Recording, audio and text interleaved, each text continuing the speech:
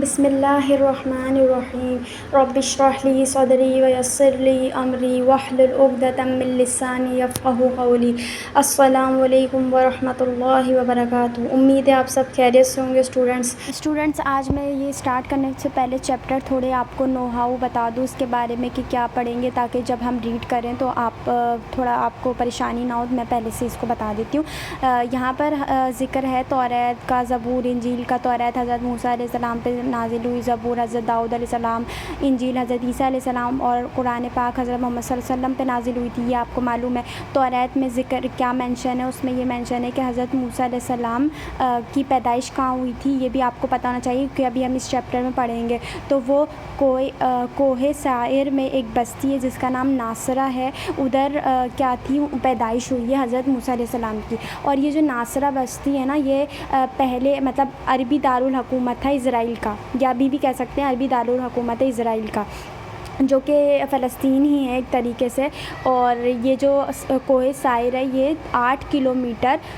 فاصلے پر ہے بیت المقدس کے، ٹھیک ہے۔ جو بیت المقدس ہے ہمارا، بیت المقدس کس کو بولتے ہیں؟ مسجد اقصیٰ کو، ٹھیک ہے۔ تو وہ وہاں سے 8 کلومیٹر کے فاصلے پر یہ ہے، تو واقع ہے یہ جگہ کوہ سائر۔ تو یہ آپ کو تھوڑا پتہ ہونا چاہیے۔ اور ہم کچھ قرآن کے ریفرنسز سے آیت پڑھیں گے، اس کا ترجمہ پڑھیں گے کہ کس کس قرآن پاک کی صورت میں کہاں کہاں مینشن ہے پچھلی کتابوں کا، یعنی کہ توریت، زبور، انجیل کا اور اہل کتاب کا ذکر ہے کہ بھائی پہلے سے ہی اللہ تعالیٰ نے بتا دیا تھا اس کے بارے میں، قرآن پاک کے بارے میں بھی، اور حضور صلی اللہ علیہ وسلم کی جو پیدائش ہے مطلب ان سب کے بارے میں انہیں پتہ تھا یہودی علماء کو۔ کیونکہ وہ اپنی کتابوں کو صحیح سے پڑھتے تھے توجہ سے، بٹ وہ ایمان نہیں لاتے تھے، لیکن انہیں سب کی نو ہاؤ تھی۔ اور اگر ہم اس میں بھی قرآن پاک میں بھی ذکر ہے ان یہودی علماء کا کہ اللہ تعالیٰ نے ایک آیت میں تو ان لوگ کی یہ بھی کہا ہے کہ آپ ان سے بھی مطلب پوچھ سکتے ہیں کہ مطلب اس طریقے سے میں بھی پڑھاؤں گی، آپ لوگ وہ دیکھیں گے، ٹھیک ہے، کہیں غلط نہ ہو جائے۔ بھائی آیت ہے تو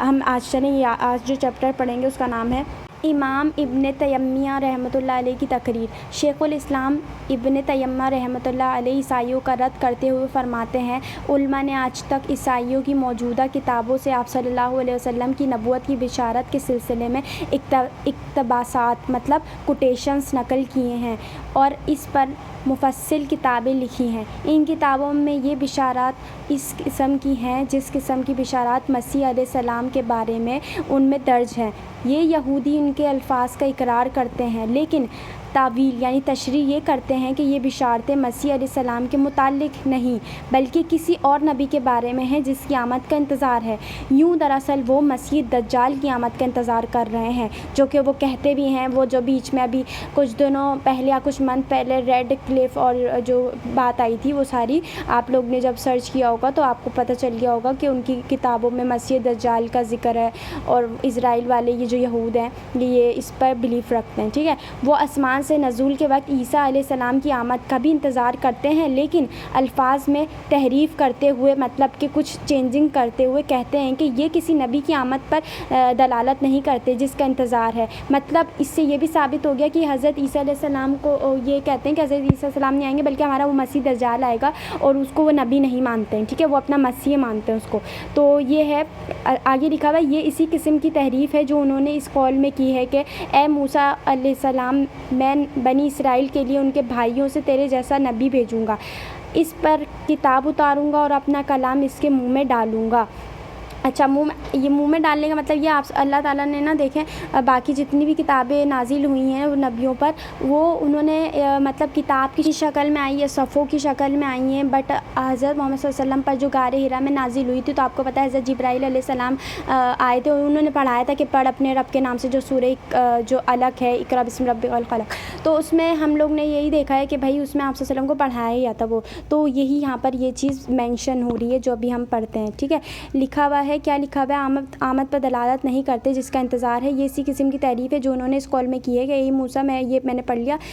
اس پر کتاب اتاروں گا اور اپنا کلام اس کے منہ میں ڈالوں گا۔ بعض یہودی اس کے متعلق کہتے ہیں کہ یہ خبر نہیں بلکہ استفہام انکاری ہے اور اس کے شروع میں حمزہ استفہام مقدر مانتے ہیں۔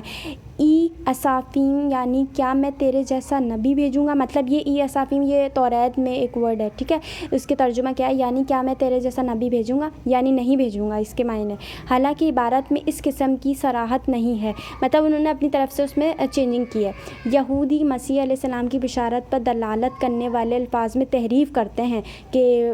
رد و بدل کرتے ہیں، لیکن یہ تحریف مسلمانوں اور عیسائیوں کے نزدیک مسیح علیہ السلام کی بشارت میں کوئی خرابی پیدا نہیں کرتی، بلکہ منصوص علیہ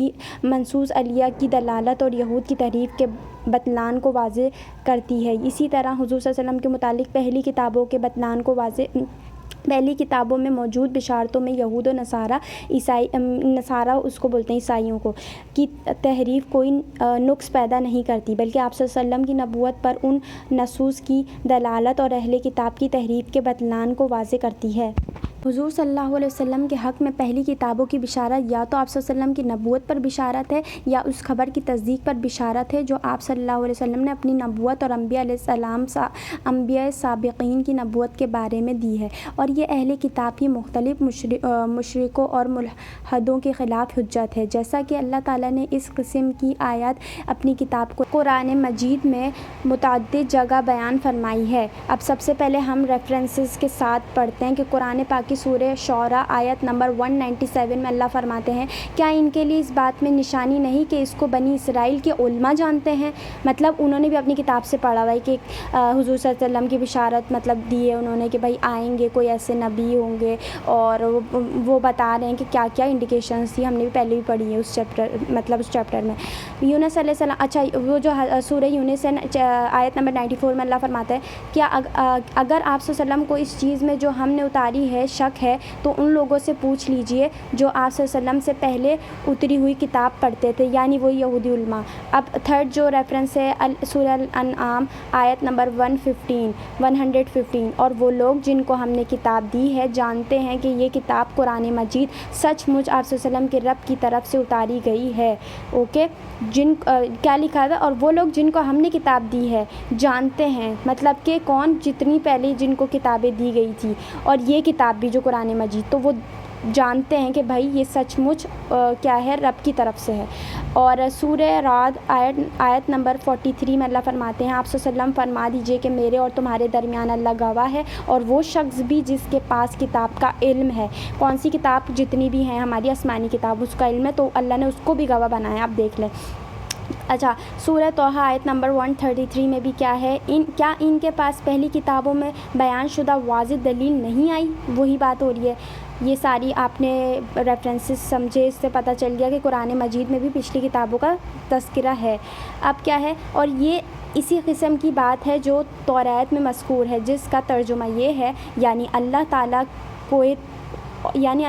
طور سینا سے آیا، اور بعض اس جگہ یہ کہتے ہیں اللہ تعالیٰ طور سینا سے چمکا، سائر سے روشن ہوا، فاران پہاڑوں سے غالب ہوا اور پوری طرح واضح ہوا، اوکے۔ اکثر علماء کہتے ہیں یہ لفظ ابو محمد کے ہیں، جسے یاد ہے